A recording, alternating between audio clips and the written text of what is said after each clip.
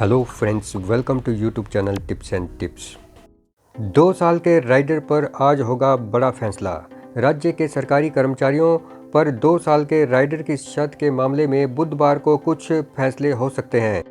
Cabinet बैठक से एक रोज पहले बुधवार को अतिरिक्त मुख्य सचिव वित्त प्रबोध सक्सेना मुख्यमंत्री से मुलाकात करेंगे।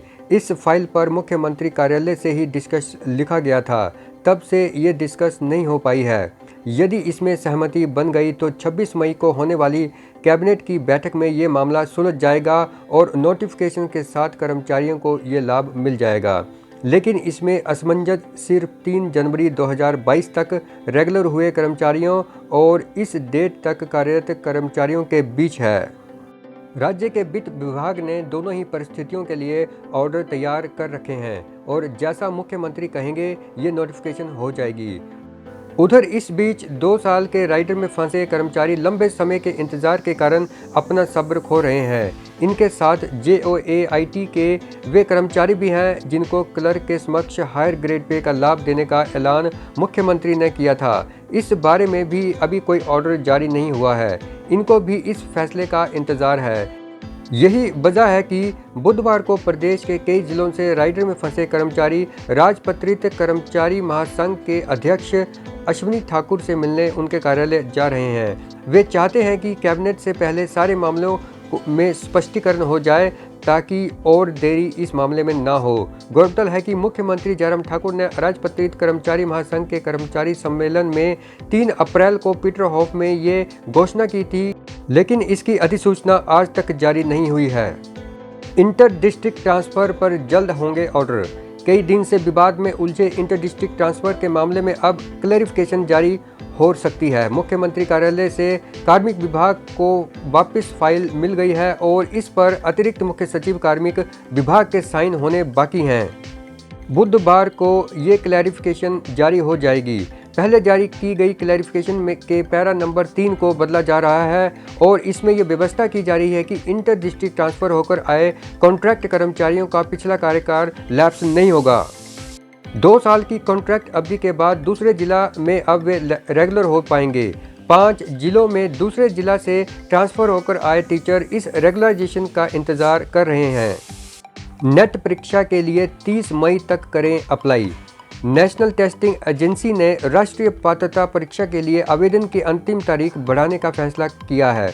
नेट का एग्ज़ाम देने के लिए अब उम्मीदवार 30 मई तक ऑनलाइन आवेदन कर सकते हैं। UGC की ओर से इस बारे में ट्विटर के माध्यम से जानकारी दी गई है। इसमें प्रदेश के हज़ारों छात्रों को राहत मिलेगी जो अब तक इसके लिए अप्लाई नहीं कर पाए हैं। ऑफिशियल वेबसाइट पर जाकर एप्लीकेशन फॉर्म भर सकते हैं। 10 से 5 बजे तक ड्यूटी दे शिक्षक। प्रदेश विश्वविद्यालय में ड्यूटी से नदारत रहने वाले कर्मचारियों पर हो सकती है कार्यवाही। हाजिरी और ड्यूटी से गैर हाजिर रहने पर अब HPU के BC ने ऐसे कर्मचारियों पर सख्ती दिखाई है।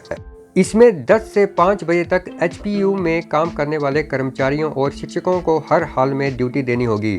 इसके साथ ही ये भी निर्देश जारी किए गए हैं कि लंच ब्रेक केवल आधे घंटे का ही होगा। इसके लिए 1:30 बजे का टाइम निर्धारित किया गया है। लगातार ऐसी शिकायतें मिल रही थी कि HPU के कुछ कर्मचारी ड्यूटी के पाबंद नहीं हैं, जिससे अनुशासन बनाए रखने में मुश्किल हो रही है। कार्यालय पहुंचने का समय 10:30 बजे का है, लेकिन कर्मचारी 11 बजे तक ही पहुंच रहे हैं। और इसके साथ ये भी देखा गया है कि कर्मचारी 5 बजे से पहले ही छुट्टी कर लेते हैं। तो इस केस में विश्वविद्यालय ने सख्ती करने का मन बना लिया है।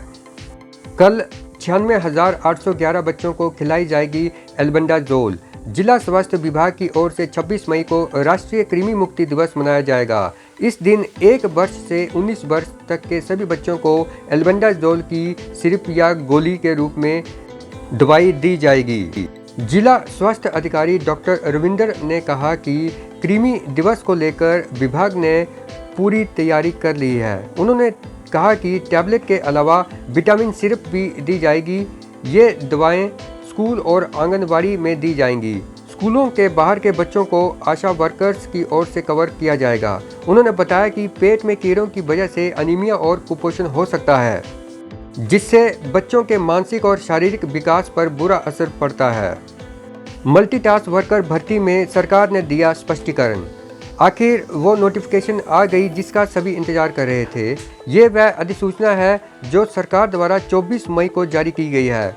वैसे तो अगर ये नोटिफिकेशन जिसमें विभाग ने 11 बिंदुओं का स्पष्टीकरण सरकार से मांगा था पहले ही सरकार द्वारा जारी कर दी गई होती। जब वो नोटिफिकेशन आई थी जिसमें बताया गया था कि 8000 मल्टीटास्क वर्कर के पद रूल 7 के आधार पर भरे जाएंगे तो बेहतर होता। लेकिन नियम 18 को हाई कोर्ट में चुनौती मिलने के बाद आनन फानन में आधी अधूरी नोटिफिकेशन जारी कर दी गई, जिसने सभी अभ्यर्थियों तथा शिक्षा विभाग को उलझाए रखा कि किस डॉक्यूमेंट को किस आधार पर अंक दिए जाएं।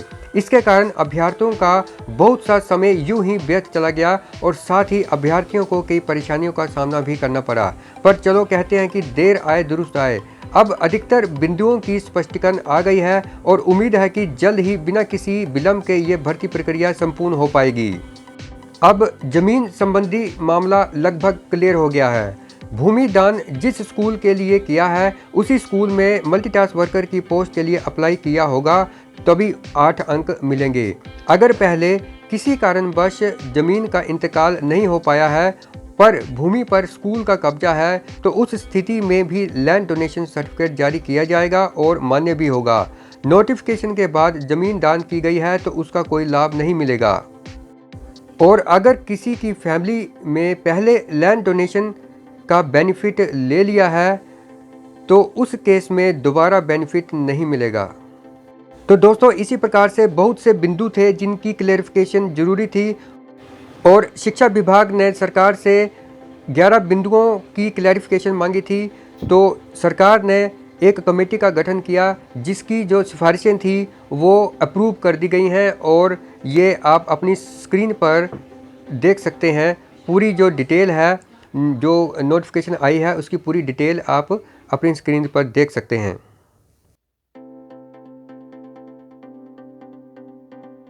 तो दोस्तों भर्ती प्रक्रिया से संबंधित बहुत से जो डाउट से जो शंकाएं थी वो इस नोटिफिकेशन के बाद अब क्लियर हो चुकी हैं।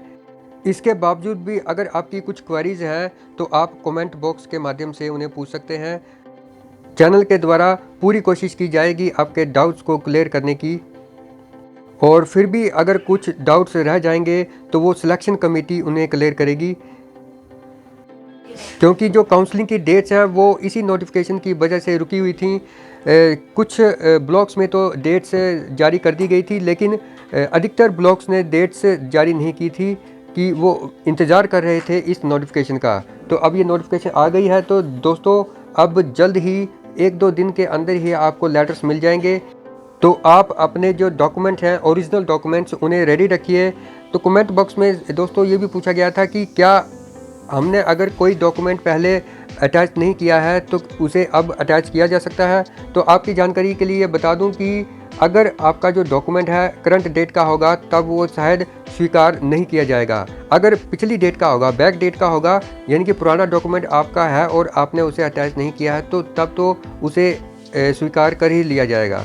बट इन केस अगर करंट डेट का होगा तो हो सकता है कि वह स्वीकार ना करें।